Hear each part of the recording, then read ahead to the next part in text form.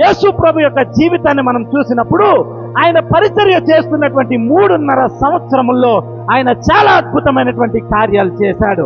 ఆయన శక్తి ఎలాంటిదో తెలుసా?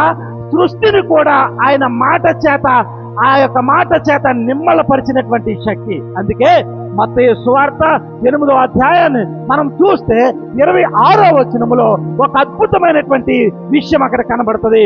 శిష్యులందరూ కూడా ప్రభు అయినటువంటి యేసుక్రీస్తుతో ఆ యొక్క ప్రయాణమై వెళుతూ ఉంటారు.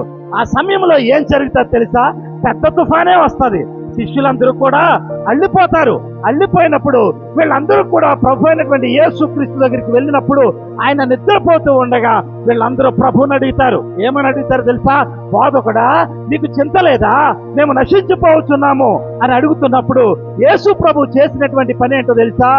నాయనా, మీరెందుకు అల్లిపోతున్నారని యేసు ప్రభు లేచి ఆయన నోటి మాట చేత గాలిని గద్దెంపగా గాలి నిమ్మళమవుతుంది. హల్లెలూయా. అంటే యేసు ప్రభు యొక్క శక్తి ఎంత గొప్పదో చూడండి. యేసు ప్రభు యొక్క బలము ఎంత గొప్పదో చూడండి.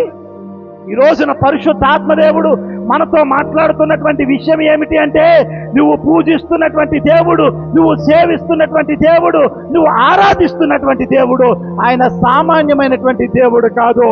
ఆయన శక్తి కలిగినటువంటి దేవుడు.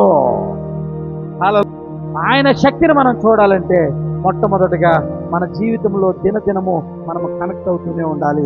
రెండవదిగా ఆయన సామర్థ్యమును ఎరిగి మనం ప్రార్థించేవారుగా ఉండాలి. మూడవ విషయం ఏంటో తెలుసా? ఆయన మీద మాత్రమే విశ్వాసం ఉంచి జీవించాలి. ఎప్పుడైతే మనం ఈ 3 పనులు చేస్తామో దేవుని యొక్క శక్తిని మనం చూడగలుగుతాం.